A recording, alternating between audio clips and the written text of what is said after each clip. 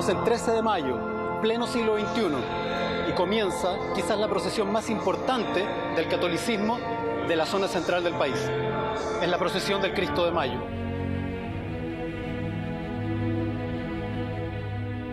Yo diría que si hay un elemento que marca y que va a tener una marca fundamental para el terremoto, es que la ciudad de Santiago es una sociedad con una presencia eclesiástica muy potente.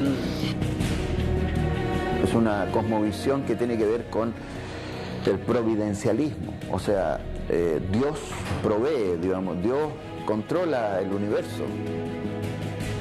Es el 13 de mayo de 1647. ¿Dónde se produjo la falla, el terremoto, la profundidad? ¿Qué es lo que ocurrió? Hay descripciones que muestran que este terremoto duró 3 a 4 credos, lo que dura una persona en rezar. Alcanzó aproximadamente entre un 7,8 y un grado 8,5 por una ciudad que está hecha fundamentalmente de adobe. Bueno, tú comprenderás que el adobe no es asísmico y se llevó buena parte de las estructuras de Santiago. Quedaron cerca de 1000 personas fallecidas, prácticamente murió el 25% de la población. El terremoto fue uno de los más grandes que ha habido en Santiago y fue el más grande que hubo en la época colonial. Es cierto que el obispo, cuando le escribe al Consejo de India, le dice: y tenemos el caso de una situación del Cristo en los padres agustinos, que a pesar de que todo se cayó, el Cristo permaneció, y eso consideramos milagroso. Lo único que quedó la corona de espinas, ¿no es cierto?, en su cogote, se le cayó. Entonces fue considerado como milagroso. Cuando se intentó subir la corona, supuestamente para ponerla en su lugar, temblaba. Y se le atribuye al Cristo de Mayo el hecho de que es el protector frente a los terremotos.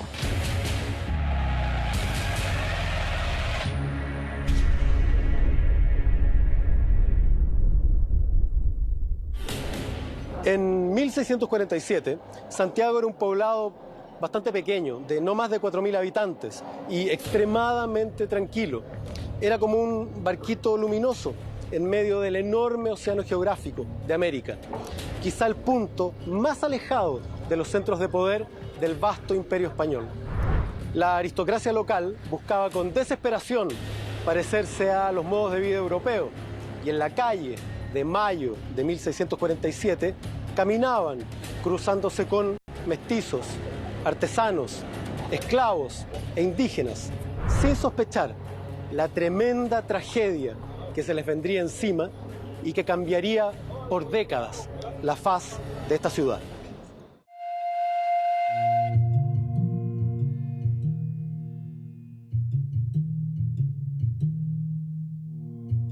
¿Cómo era Santiago de Chile en esos años? ¿Era una ciudad, un pueblo? ¿Cuánta gente había?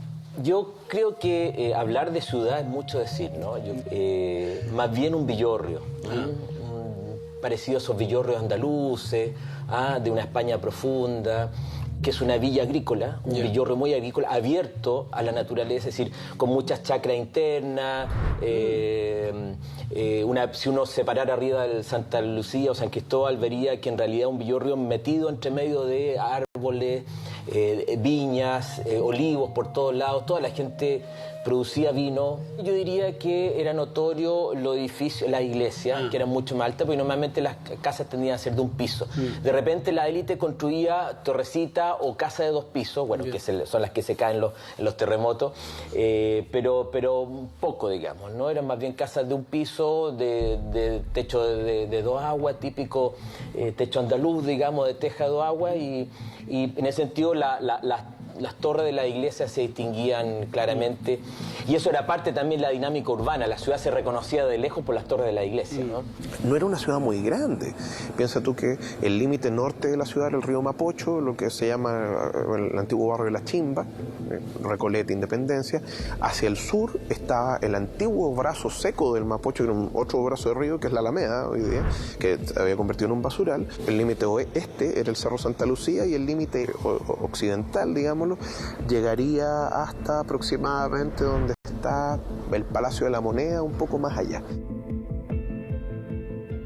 Eran las 10:30 de la noche y los santiaguinos dormían tranquilamente, cuando de pronto una hecatombe telúrica levantó el valle como una alfombra y la dejó caer en medio del horror de hombres, mujeres y niños que en la más completa oscuridad buscaban huir entre las vigas, los techos y los bloques que caían a su alrededor o sobre ellos entre los bramidos. Los gritos y el rugido de la tierra se confundieron durante los minutos eternos en que estos verdaderos puños geológicos de Dios golpeaban el suelo. Rocas cayendo desde los cerros, casas aplastando a familias completas. Una nube de polvo espeso y el humo de los primeros incendios por el aceite derramado dibujaban un infierno en torno al Valle de Santiago. La gente corría por las calles tratando de mantener el equilibrio, tirándose los cabellos, en batas de dormir, con miembros quebrados. Las campanas de las iglesias caían desde las torres hacia el suelo, retumbando una tras otra, junto con los muros y los balcones y los gritos, hasta que de pronto el silencio. Gritos de auxilio, de pronto, de gente enterrada, viva, y la podredumbre de acequias y pozos sépticos volteados, inundándolo todo. Gente semidesnuda, caminando como sombras perdidas entre la nube de polvo irrespirable, llantos de guaguas, alaridos de gente reventada, cortada y molida por muros de toneladas de peso, cuerpos por todas las calles, llanto, el pánico. Dios, Dios mío, ¿qué hemos hecho? ¿Cuáles fueron nuestros pecados? Sálvanos de este infierno. El cadáver polvoriento de una ciudad ensangrentada.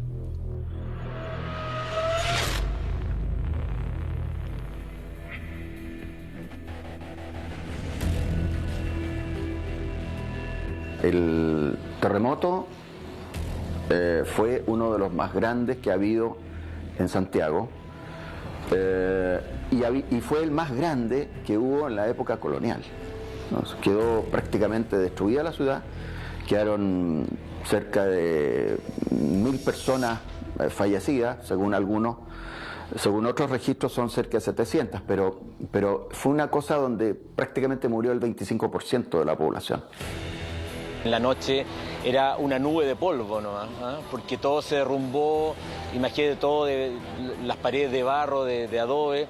Entonces entre la oscuridad había luna menguante, por lo tanto la luminosidad era baja y más todo el polvo, en fin. La gente dice que no podía ver nada y además del miedo, digamos, del terror, del ruido subterráneo, de todo, ¿no? Además que tenemos que pensar que estas ciudades estaban completamente aisladas, eran barcos en el medio de un océano geográfico. Claro, no la naturaleza era la que dominaba, en claro, todos los sentidos, ¿no? En todos los sentidos, y aquí se demostró en el terremoto que era la naturaleza la que dominaba una vez más. La destrucción de la ciudad es casi completa. Las viviendas se van al suelo, quedan pocas viviendas en pie. También se destruye la infraestructura. Por ejemplo, Santiago era regado por acequias, ¿no?, que cruzaban toda la ciudad, que servían para el suministro de agua y también para la evacuación de aguas servidas, ¿no?, y de basura. Todas esas acequias quedan cerradas. Entonces la ciudad se queda sin agua. Además, se destruyen los edificios públicos. Por ejemplo, hay un relato de que se destruye la cárcel con los presos en su interior y que los presos estaban tan asustados que ni siquiera huyeron y se mantuvieron dentro de los márgenes de la cárcel destruida hasta que llegaron al día siguiente los oidores, que eran los jueces, a ponerles cadenas y fierros. Entonces, claro, el colapso de la ciudad es completa.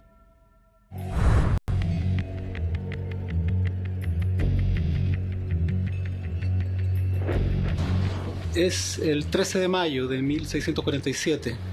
¿Qué es lo que pasó en la zona central de Chile, en particular en Santiago? ¿Qué le pasó a nuestra geografía? ¿Dónde se produjo? ¿Sabemos dónde se produjo la falla, el terremoto, la profundidad? ¿Qué es lo que ocurrió?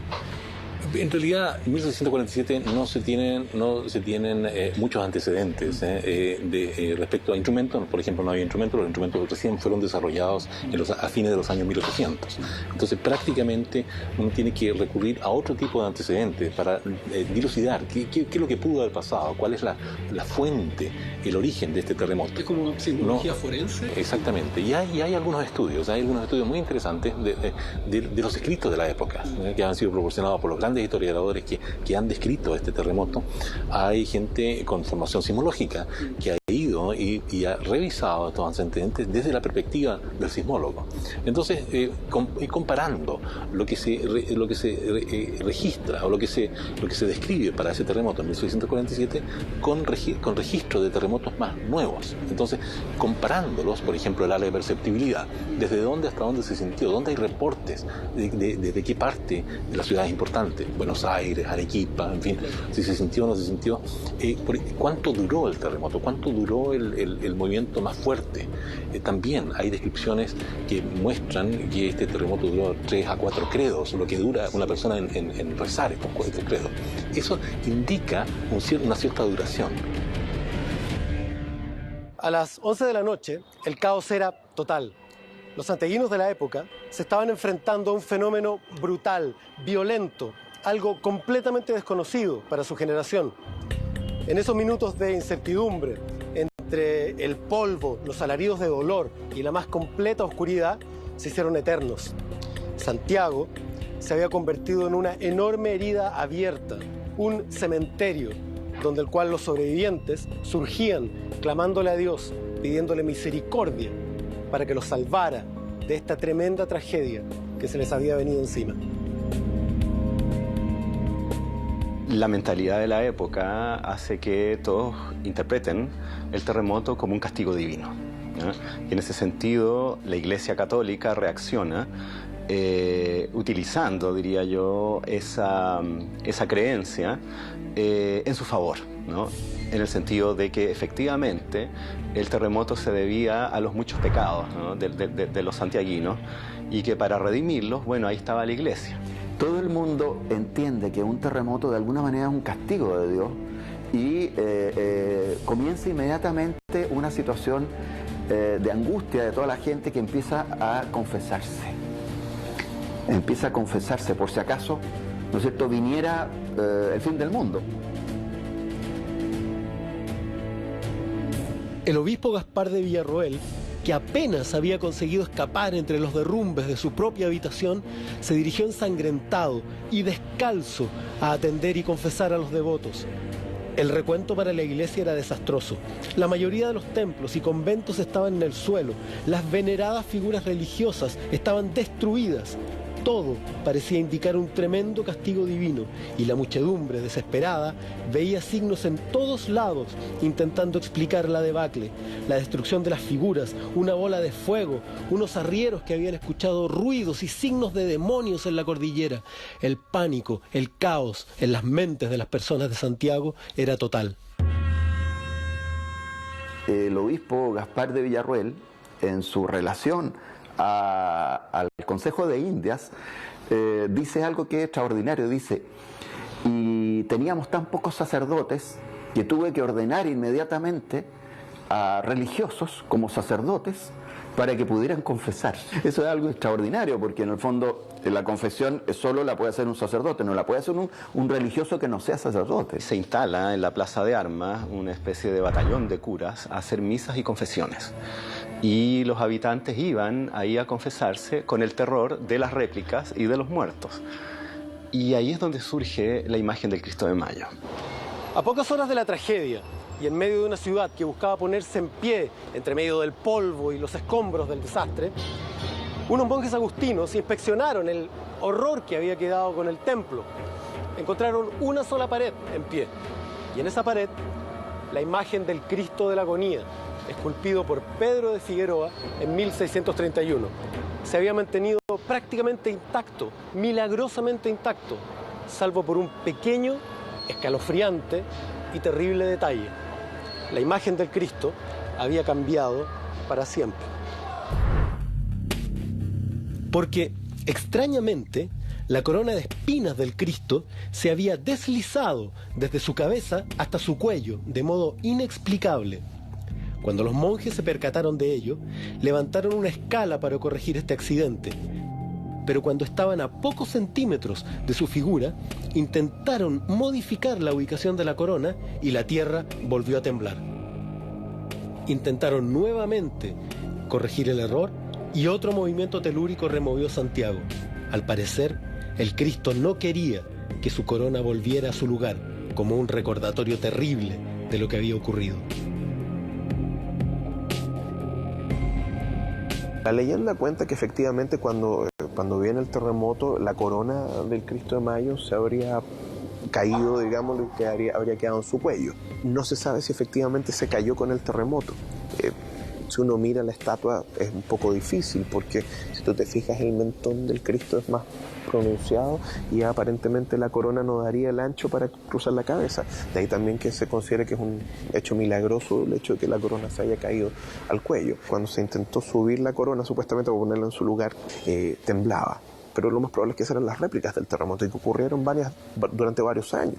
Eso de que trataron de sacarle la corona y que vino una réplica y después trataron de sacarle otra corona y vino otra réplica, etcétera, eso por lo menos no sé, yo no lo he visto en los archivos de la época, pero es probable que haya sucedido algo parecido. Y total, sí, el obispo relata que hubieron como 60 réplicas en 25, en 24, 30, 40 horas, o sea, una cantidad, porque fue un terremoto, se estimó 8.5, ¿ya? Y según dicen duró muchos minutos, ¿no? Algunos dicen que duró 10, 15 minutos, entonces fue tremendo. El terremoto de 1647 fue tremendamente destructivo según las crónicas de la época. ¿De qué magnitud estamos hablando? ¿De qué también grado de destrucción en términos técnicos, Richter, Mercalli, de ese terremoto? Este terremoto pensamos que puede ser de 1 hasta un 8,5. Los daños que se producen en la ciudad de Santiago son muy importantes porque, a mi juicio, la ciudad no estaba preparada. Fue el primer terremoto que afecta a la ciudad de Santiago y probablemente la manera de construir, la manera de cómo las decisiones que se tomaban, de qué tipo de materiales y cómo se construían, eran de otros lugares donde no existían tantos terremotos. España no tiene tantos terremotos como los tiene Chile.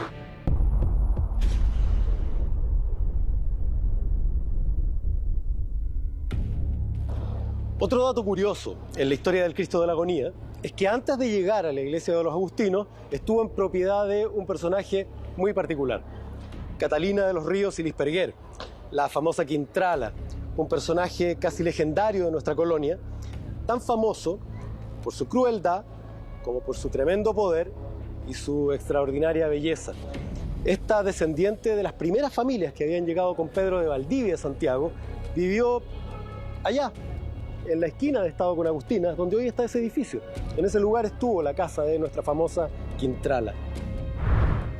El Cristo de Mayo habría terminado en manos de Catalina de los Ríos, y Lisperguer, una de las mujeres más acaudaladas de Chile, y tomando en consideración la supuesta cantidad enorme de pecados y de maldad que tenía la Quintrala, efectivamente lo que habría ocurrido sería que un día va caminando por su casa, se encuentra con la figura del Cristo de Mayo y le habría gritado: a mí no me gusta que me miren mal los hombres en mi casa, y habría mandado a tirar el Cristo de Mayo a la calle, que en realidad es tirarlo literalmente a la basura en esa época. Este Cristo de Mayo fue tallado por un sacerdote que tengo entendido que se llamaba Pedro Figueroa. Y Pedro Figueroa fue el sacerdote que casó en primera instancia a la Quintrala. Durante meses el Cristo permanece justo a la salida de la casa de Catalina de los Ríos, y eventualmente nadie se atrevía a tomar el Cristo y llevárselo, más que todo una figura sagrada que está a la intemperie sufriendo, además de ser una obra de arte exquisita. Entonces finalmente los frailes agustinos, con los cuales que estaban relativamente vecinos en definitiva de la Quintrala, habrían ido donde Catalina de los Ríos y le habrían pedido por favor si podían llevarse ellos el Cristo y ponerlo en un lugar que correspondiese a una imagen religiosa como esa.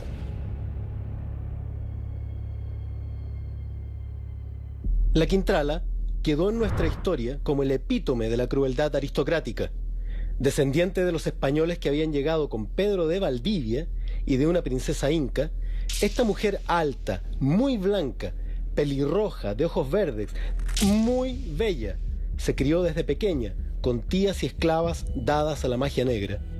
Se le culpó de crueldad, de envenenamiento, de asesinatos múltiples, pero otra tesis la plantea solo como una mujer muy empoderada, una viuda que se hizo cargo de sus enormes extensiones de tierra con mano firme y sin necesidad de un hombre, demonizada solo por ser mujer. Pero esa es otra historia.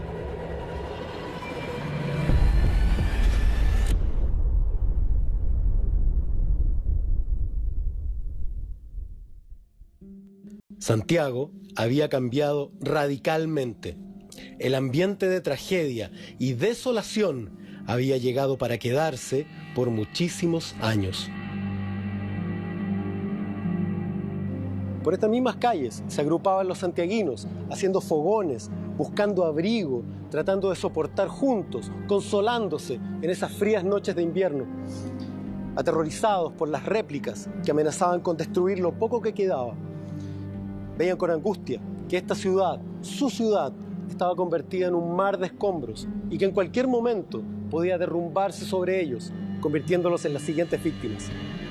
Así lo describe Gaspar de Villarroel, obispo de Santiago, en sus crónicas personales. Indica de qué manera vivió su propio terremoto. El hambre y la sed aumentaban la angustia y la ansiedad, pues todos los víveres habían quedado enterrados y las acequias se habían tapado por los escombros. Por todos lados se veían cuerpos sin vida, heridos y mutilados, junto a personas escarbando en busca aún de sus seres queridos, con la esperanza de llegar a tiempo, de que no se les hubiese apartado el alma, y los hallaban hechos monstruos, destrozados, sin orden de sus miembros, palpitando las entrañas y cabezas divididas. La gente de Santiago de Chile lloraba, gritaba, se tiraba los pelos preguntándose qué pecado tan terrible habían cometido para ganarse esta especie de apocalipsis que se les venía encima. Acudieron en masa donde el obispo Gaspar Villarroel para pedirle penitencia, para pedirle absolución de sus pecados, para que intercediera ante Dios, para evitarles ya tanto mal. Santiago de Chile estaba sumido en el caos y la desesperación en sus cuatro esquinas. En la oscuridad y el caos de la noche, el obispo Agustino decide subirse a una mesa y hacer un llamado a la calma en plena plaza de armas, hablándole a la gente de la esperanza y de la misericordia de Dios, que castiga, pero que también ayuda, que si seguían con vida es porque el Señor así lo había querido. Villarroel se convirtió en un verdadero mediador entre el cielo y la tierra, y para lograr la unidad del pueblo, decide traer a la plaza al Cristo de la Agonía. La decisión del obispo entonces es dramática también. Él decide tomar el Cristo y trasladarlo al Y lo lleva a la centro, plaza, a la ¿no? plaza. Ese recorrido No, eso no hay, o sea, debe haber sido un recorrido muy rápido de emergencia, se estaba concentrando todo en la plaza, ¿no? Línea recta. No hay procesión, no, eso es posterior, digamos, ¿no? En la época se concentra en la plaza porque es el lugar donde se convocan los sobrevivientes, el obispo empieza a predicar, los curas que quedan empiezan a confesar, digamos, los moribundos, y se está el proceso de la época de enterrar a los muertos para que no se empiecen a podrir. Estamos en invierno, en mayo, mucho frío, mucha lluvia, es un invierno muy duro, se sale el río Mapocho. Esa misma noche llovió. Bueno, llueve, claro, fue un invierno, bueno, como muchos inviernos, ¿no? Siempre se dice, fue un invierno especialmente lluvioso, muchos inviernos en la época eran lluviosos y el río Mapocho siempre se salía, ¿no? Claro. Pero claro, es diferente cuando el río Mapocho se sale, cuando tú tienes lleno de adobes botados, digamos, lleno de... Acequias quebradas, cadáveres. Cadáveres, sí. No, entonces tú te imaginas un espectáculo dantesco. Un apocalipsis. Y además el apocalipsis. Es una situación apocalíptica que es explotada también por el clero para señalar, miren, esto es el fin del mundo, ojo, tenemos que expiar nuestros pecados. Entonces hay una reconversión de la crisis en una posibilidad de salvación. El obispo de Santiago mira esto como un símbolo de esperanza, como un acto milagroso, porque si se cae en la mayor parte de las iglesias de Santiago, o sea, San Francisco, la catedral, etcétera, mismo San Agustín, pero sobrevive de alguna manera un pequeño altar donde está este Cristo, entonces se toma como un signo milagroso.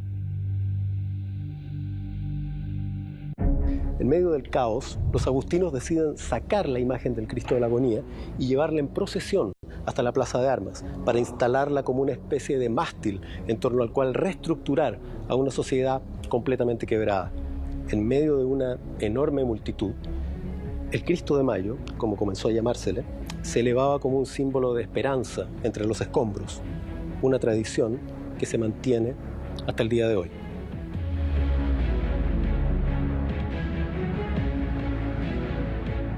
Y el obispo de la época es Agustino, Gaspar de Villarroel, ¿no? Y por lo tanto él también potencia... Había una oportunidad en esto. Una potencia, la imagen que quedó, que además es un Cristo de la agonía, sí, en fin, claro, que un Cristo, por lo tanto, factible de ser ligado con una catástrofe apocalíptica como esto, y además potencia a los agustinos. Yeah. Entonces, yo creo que hay ahí un elemento interesante de ligar por qué se potencia este culto, por qué se genera esta devoción y después se genera un mito como si fuera la imagen más poderosa, la más milagrosa, etcétera. Yo creo que fondo, se alimenta esto. En el fondo lo que hace Gaspar de Villarroel en ese momento es, de manera muy inteligente, asociar la catástrofe a una figura específica, que además le pertenece... Exactamente. Ahora, no hay que pensar tampoco en el obispo como una persona súper racional, maquiavélica. Sí. No, él cree en eso, por supuesto, toda la sociedad cree en eso, no es que...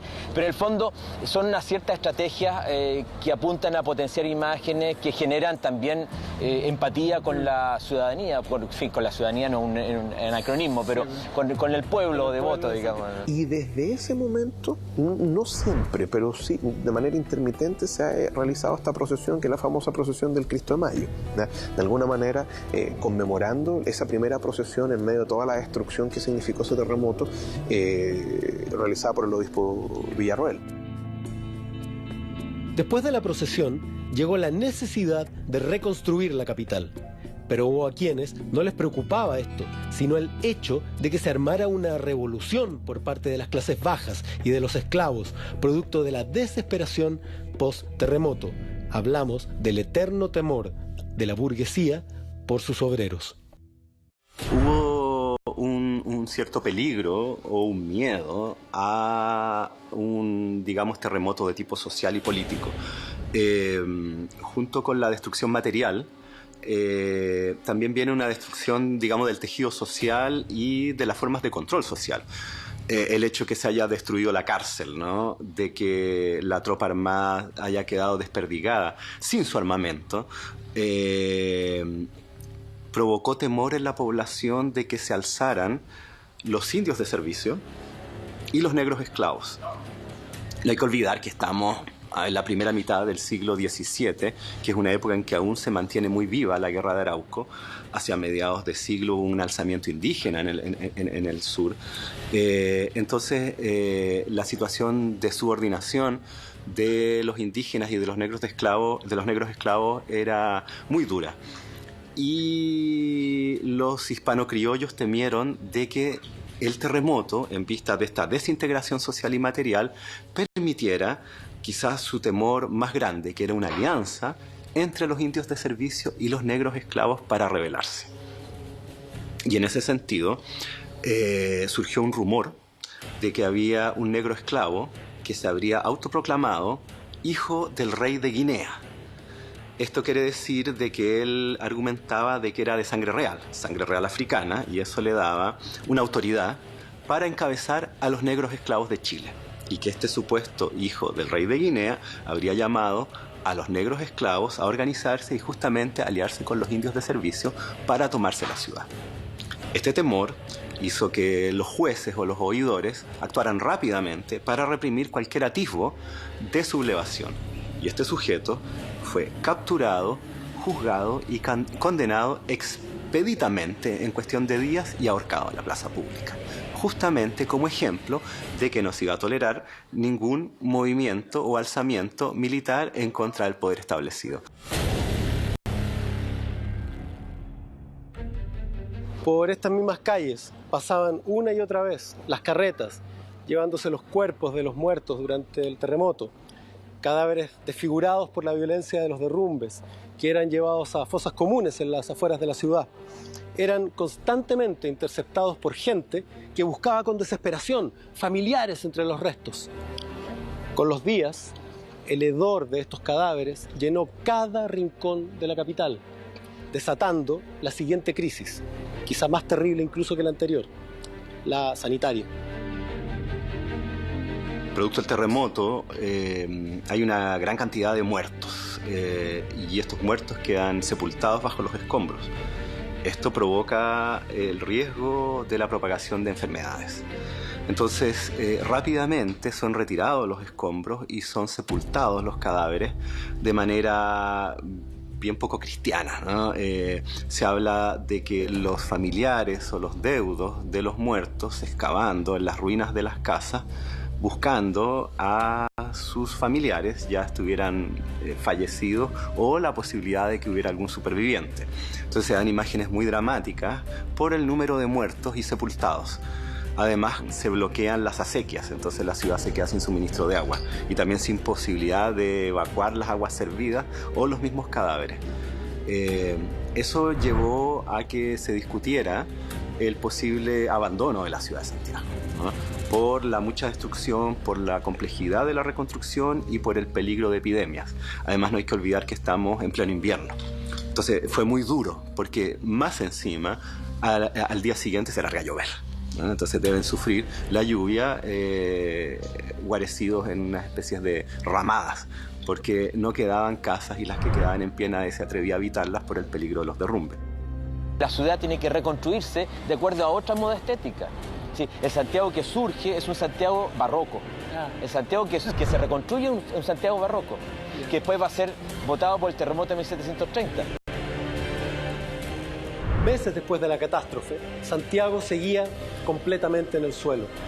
La escasez de servicios básicos, de víveres o simplemente de mínima seguridad hizo que mucha gente migrara hacia otras ciudades, dejando atrás esto que se había convertido en una ciudad muerta, donde cada día moría gente de hambre, de tifus o simplemente de frío.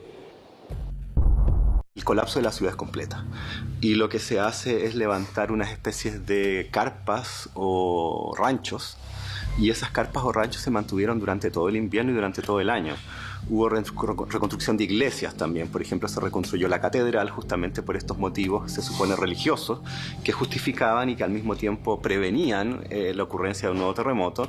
Entonces era fundamental la reconstrucción de la catedral y la reconstrucción de la catedral se hizo con tablas de edificios destruidos del terremoto. El terremoto de 1647 en realidad duró 20 o 30 años. ¿Por qué? Porque el terremoto provoca, todas estas muertes son enterradas a ras de superficie, en fosas comunes, en la plaza. El obispo dice, estoy celebrando misa en una casuchita en la plaza, debajo mío a pocos centímetros hay 12 muertos que se están pudriendo y ya no soporto más. El obispo quiere irse de Chile, manda carta diciendo ya no Entonces hay una serie de epidemias que empiezan a surgir. El tifus es lo primero, y el tifus mata a más gente de la que había muerto con el terremoto. Después viene viruela, después otro tifus, después... Es decir, una serie de... La reconstrucción de Santiago demora también 30 años. La reconstrucción fue lenta y fue paulatina. La primera etapa fue de reconstrucción de edificación de viviendas no permanentes, tipo ramadas, y viviendas de madera. Además, la ciudad de Santiago fue exenta del pago de impuestos desde el virreinato y se le envió ayuda, porque esta catástrofe tuvo repercusiones, digamos, continentales. La noticia llegó a Concepción, donde está el gobernador, y luego al Perú, donde el virrey inmediatamente envió ayuda. Santiago estaba a miles de inabarcables kilómetros del asiento del virreinato en Lima. Aún así, le fueron enviados pertrechos, víveres y ropa en barcos que desgraciadamente naufragaron, dejando a la ciudad completamente abandonada de cara a uno de los inviernos más crudos de lo que se tenga memoria. A los muertos por la tragedia misma, por las enfermedades y el hambre, se sumó el frío. Santiago estuvo prácticamente abandonado un año y el 13 de mayo de 1648 los agustinos sacan nuevamente la figura en procesión para pedirle a Dios que esta terrible tragedia no se volviera a repetir.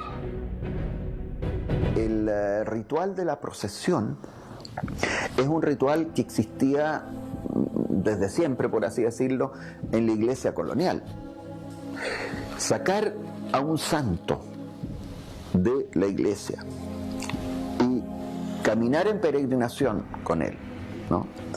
Rezando, los Ave Marías y todos cantando, etc. Eso es normal, es parte de la religiosidad de la época. Lo interesante es qué significa la devoción a Cristo de Mayo, y eso es lo que tiene que ver con la vinculación con la protección respecto a los terremotos. Esta procesión, que se fue repitiendo cada año después de la tragedia, se sigue realizando incluso hasta el día de hoy. Corre el rumor que cada vez que se ha interrumpido o que no se ha realizado, ha habido un violento terremoto en el territorio de Chile.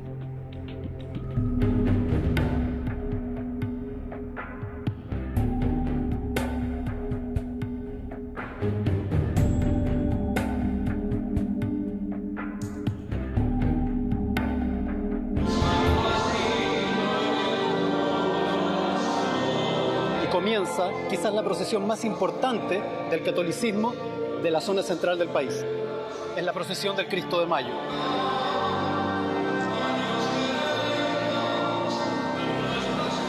Gabriel, estamos en la procesión del Cristo de Mayo, una de las imágenes, uno de los momentos de mayor veneración en la zona de Santiago, por lo menos.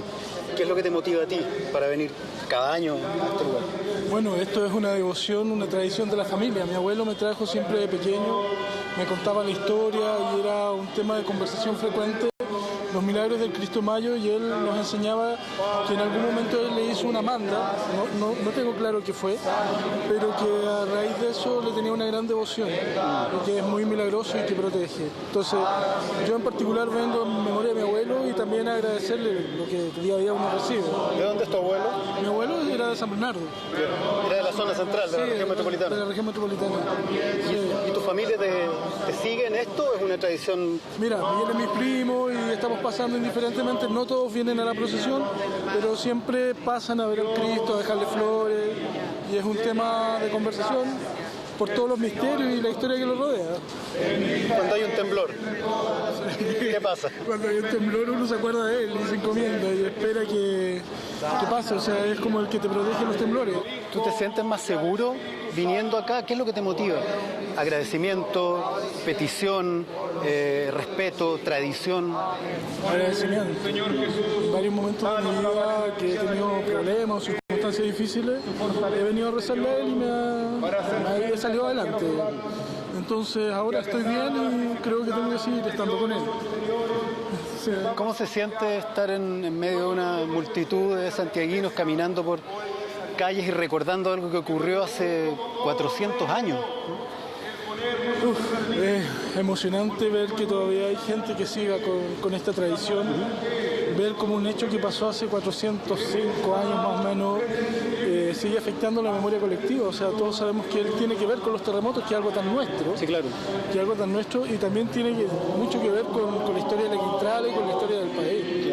Entonces, yo te digo que en el colegio muchas compañeras me acompañaron solo para ver dónde estaba el Cristo que tenía que ver con la Quintrala. Claro, y la corona esquina y todo eso.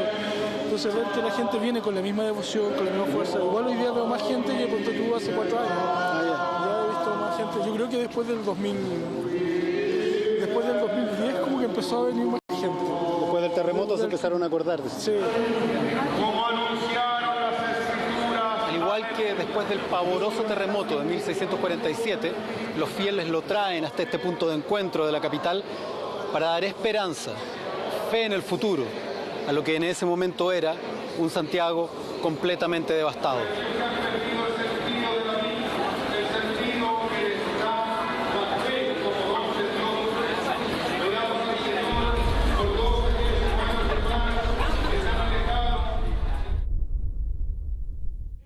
Es increíble, como más de 350 años de ocurridos los hechos, la fe y la devoción continúan moviendo a los santiaguinos en la procesión del Cristo de Mayo. Lo que ocurrió el 13 de mayo de 1647 fue brutal. Luego de 3 años, se calcularon en más de 3.000 los muertos por hambre, frío, los propios efectos del terremoto. Casi el 75% de la población original de nuestra capital. Fue tan devastador que incluso se pretendió trasladar la capital más al norte, quizá a Limache, incluso San Felipe. el gobierno español, acá en Santiago, digamos, consideraba que las pérdidas totales del terremoto alcanzaban cerca de los 2 millones de pesos de la época, una cantidad sideral, más todavía por una colonia pequeña y periférica como era Chile, especialmente en la ciudad de Santiago, y se pensó en mover la capital, moverla más hacia el sur. Bueno, producto de estos temores hay una reunión que se efectúa en la Plaza de Armas, que era el lugar de reunión que quedó después de la destrucción porque no había un lugar físico público, aparte de la plaza, donde las principales autoridades de Santiago, los jueces, los cabildos eclesiásticos, seculares, etcétera, discuten la posibilidad del abandono de Santiago y su refundación en un nuevo emplazamiento, en vista de todas estas dificultades. Sin embargo, ese proyecto se abandona sobre todo por insistencia de la Iglesia Católica, porque la Iglesia Católica tenía inversiones comprometidas en los sitios donde estaban emplazadas las viviendas destruidas.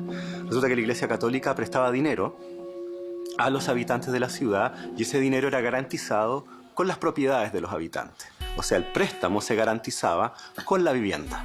Si la ciudad se abandonaba, esas viviendas dejaban de tener valor, esos sitios dejaban de tener valor y el sistema financiero que sostenía la Iglesia Católica ya tenía respaldo. En consecuencia, se habría ocurrido una crisis económica de enormes proporciones porque la banca de la época, que era la Iglesia Católica, no habría tenido fondos para respaldar sus préstamos. En consecuencia, debido a esa influencia y debido a esos temores de tipo financiero, se reconstruye Santiago en el mismo lugar donde está ahora. Pero se piensa en trasladar a la capital porque hay también una crisis, una vulnerabilidad psicológica, hay una crisis civilizatoria, diríamos. Es decir, la ciudad, por muy pequeña y fragmentada que sea, representa una civilización frente a la naturaleza. Sobre todo en esta zona de América. En esta zona, exactamente. Y de repente esa civilización se pierde porque nos transformamos en naturaleza. Claro. Entonces es una crisis estructural, diría yo, en términos mentales también y social. Hoy, 370 años después, sabemos perfectamente que los terremotos nada tienen que ver con la ira de Dios y que el de 1647 no fue sino otro fenómeno sismológico como los muchos que nos acosan cada cierto tiempo en nuestro país. Hoy día existe otras formas de comprensión de la realidad, ¿no? La gente tiene conocimientos científicos, digamos, de cómo se producen los terremotos, cuáles son las causas, la gente, entonces por lo tanto ya no va a haber esa atribución a los elementos, digamos, sobrenatural. Lo que sí sigue existiendo desde el punto de vista de la fe popular, la idea de la protección. ¿Qué quiere decir? Quiere decir que si yo voy y le rezo, y por eso, por ejemplo, que las peregrinaciones siguen existiendo, la Virgen de los Vázquez, por ejemplo, concita a cerca de 500.000 personas en peregrinación. ¿Por qué? Porque es la idea de que a pesar de que el hombre controla con la ciencia y tecnología todas las cosas, sin embargo permanecen espacios de misterio y que el hombre y la ciencia no controlan. Y ahí entonces interviene la voluntad de Dios, de la Virgen, etc. Entonces yo le voy y le rezo y le pido y hago una manda y voy a una peregrinación porque ahí mi Diosito me está acompañando, mi Virgencita me apoya. Y para cosas muy fundamentales en la vida cotidiana de la gente. Hoy día la gente cree en 1000 cosas distintas. Ya no es solo un tipo de creencia.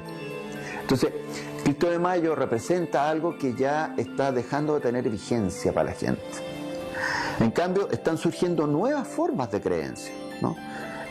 Yo pongo el caso siempre de las animitas estas que están surgiendo en todos los caminos, en todas las carreteras, etcétera, que esas animitas, que son nuevas formas de creencias populares, no existirían si acaso no hubiera habido toda la tecnología de los transportes, de las carreteras, de los buses, de los camiones, etcétera.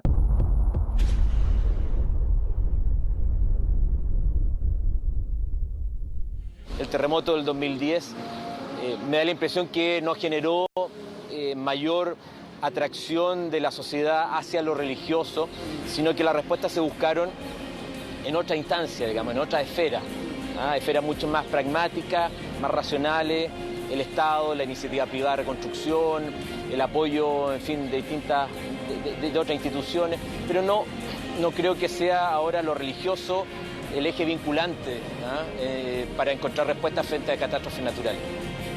El día de la ingeniería civil se genera al día siguiente producto de la reconstrucción que requiere el país o requiere esta ciudad. Entonces causa un impacto tremendo y de alguna manera empieza a modelar la manera de cómo nosotros tenemos que vivir en este país. Tenemos que vivir pensando en esta ocurrencia de terremotos. Yo diría que el Cristo de Mayo es un símbolo de la catástrofe. Chile es un país que tiene una larga tradición catastrófica, ¿no? Los terremotos son los clásicos, ¿no? Los más conocidos, los más devastadores, pero también inundaciones, incendios, erupciones volcánicas, tsunamis, además de las crisis políticas, sociales y económicas. Entonces, en ese sentido, que la imagen que convoque, la imagen religiosa que convoque la mayor devoción en Chile sea la imagen de un Cristo lacerado con su corona en el cuello producto de un terremoto, dice justamente relación con esa sensación de Chile como un país catastrófico. Mi tesis es de que a medida que hay más modernizaciones, lo que viene no es la secularización, que la gente pierda la fe, sino que la gente va transformando su fe y no necesariamente la fe cristiana. Va tomando muchos otros elementos, ¿no es cierto?, de New Age, esotéricos, etcétera, y también revitalizando cosas de las propias tradiciones cristianas o evangélicas, etcétera.